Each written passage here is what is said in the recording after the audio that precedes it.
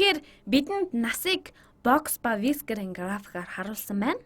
Энэ видео хичээлийг үзснээр та бүхэн багч гэсэн дадлгаж байх гэж найдаж байна. Ингээд бидэнд 5 мэдээлэл байна. Эдгээрийг уншаарай. Бичлэгээ төр зогсон бокс ба вискерийн диаграмд үндэслэн эдгээр өгүүлбэрүүдийн аль нь үнэн, адил худал, аль өгүүлбэр нь тодорхой бус өөр байж болох талаар бодоорой. За одоо хамтдаа бодцгоё. Тэгэхээр эхний өгүүлбэр бол бүх сурагч 17-оос доош настай гэсэн байна. Графикаас харахад насны дээд хязгаар нь баруун вискерийн төгсгөл ба энэ нь 16 байна. Энэ тохиолдолд бүх сурагч 17-оос доош настай гэсэн үг. Тэгэхээр энэ өгүүлбэр үнэн болох нь тодорхой байна. За дараагийн өгүүлбэрт сурагчдын 75%-аас бага хэсэг нь 10 болон түүнээс дээш насных гэсэн байна. Энэ нь үнэн ч юм шиг харагдаж байна. Яагаад гэвэл 10 нь 2 дугаар квартилийн эхний утга юм. 2 дугаар квартилийн энд байна. Энийг өөр өнгөөр тэмдэглэе. Тэгэхээр энэ 2 дугаар квартил. Тоонуудын ойролцоогоор 25% нь 2 дугаар квартилд байгаа. Яг 25 бол биш. Ойролцоогоор 25% нь 2 дугаар квартилд байгаа. Мөн ойролцоогоор 25% нь 3 дугаар квартилд байгаа. 4 дугаар квартилд 25 орчим байгаа. Тэгэхээр энд 10 болон түүнээс дээш насныхан байгаа гэсэн үндслэлээр үнэн гэж үзэж болно. Үнэн дээр эхний квартилд 10 гэсэн утга олон ч байж болох юм. Гэвч илүү баталгаа хий. Заримаас нь харахад энэ үнэн гэж мэдэгдэж байна. Үүнийг илүү баттай болохын тулд хэдэн жишээ харцгаая. Үдшилтэд яг хэдэн сурагч ирснийг бид мэдэхгүй. Эдгээр өгөгдлөлтөөр үндслэн мэдэх боломжгүй юм. Тиймээс хэдэн хувилбар авч үзье. Бүгдээрээ нэг дүрслэх гээд үзье. Би зарим зүйлийг эндээс харж хэлэх боломжтой. Харцгаая. Медиан нь 13 байна. Энийг бид мэдэж байгаа. Медиан нь 13. Тэгэхээр сонгоод авъя. Дунд нь 13 байгаа. Яг энд магадгүй талд нь 3 тоо байгаагийг би зүгээр л тооччихъя. Энэ бокс ба вискерийн графикаар илэрхийлэгдэж болох ямар олонлогуд байж болохыг харуулахыг хичээж байна. 10 болон эхний хагасын яг дундах тоо тэгэхээр 10 энд байна. Харин 15 бол сүүлийн хагасын яг дундах тоо. Энэ бол бокс ба вискерийн графикаас бидэнд мэдэгдэж байгаа зүйлүүд юм. Эндээс бас хамгийн бага нь хэдвэ гэдгийг мэдэж болно. Хамгийн бага нь 7 юм байна. Харин хамгийн их нь 16 юм байна. Бид энэ 7, энэ 16 болохыг мэдлээ. Тэгэхээр энэ хооронд юу ч байж болно. 10 байж болно, 11 байж болно, бас 12 байж болно, 13 ч байж болно. Эдгээр нь медианыг өөрчлөхгүй. Мөн бокс болон вискерийн графикийг ч өөрчлөхгүй. Энд бас адил 13 байж болно, 14 байж болно, бас 15 ч байж болно. Мөн л эдгээрийн аль нь ч графикийг өөрчлөхгүй.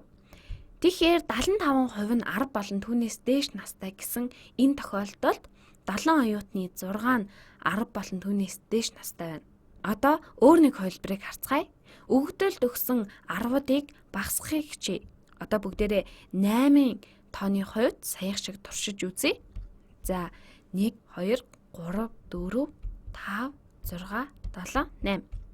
Энд хамгийн багадаа буюу 7, харин хамгийн их нь 16. Бид үүнийг мэдэж байгаа. Тэгш тоотой өгөгдөл байхад дундах 2 тооны дунд чинь медиан байна. Энэ бас энэний дундаж 13 гэсэн үг. Энэ бас энэний дунд чинь 10 байх ёстой.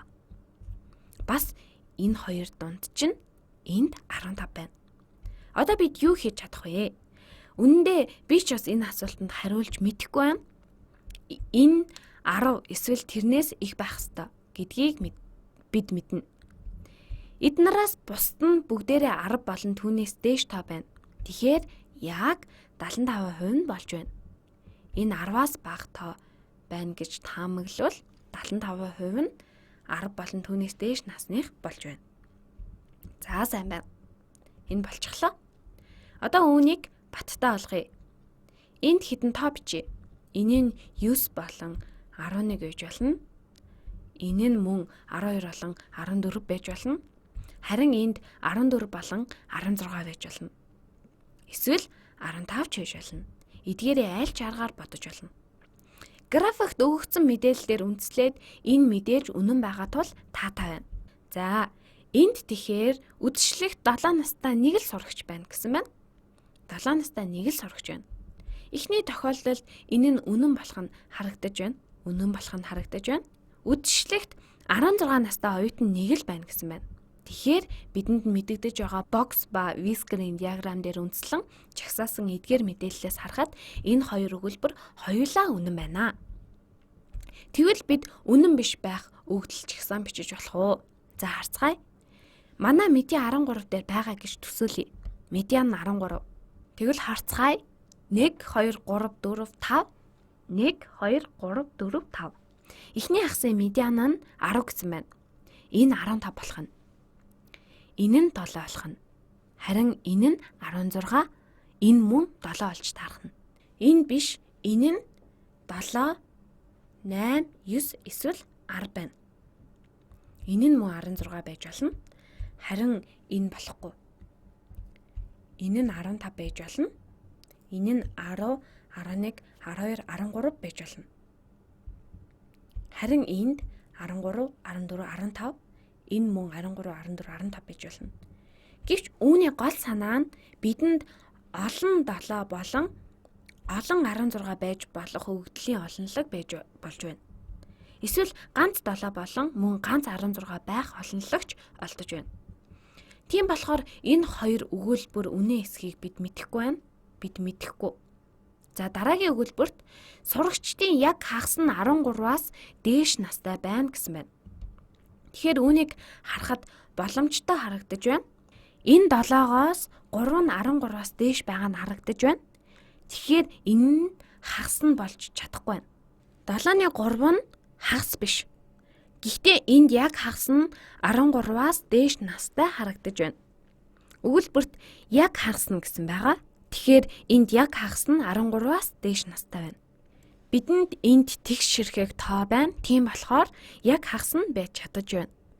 Өгсөн мэдээлэлээр үндэслээд энэ үнэн байж болох юм. Эсвэл худлаач байж болох юм. Тэгэхээр энэ нь мөн л үнэн худал нь мэдэгдэхгүй байна. Ямар ч гэсэн энэ сонирхолтой байсан гэж найдаж байна.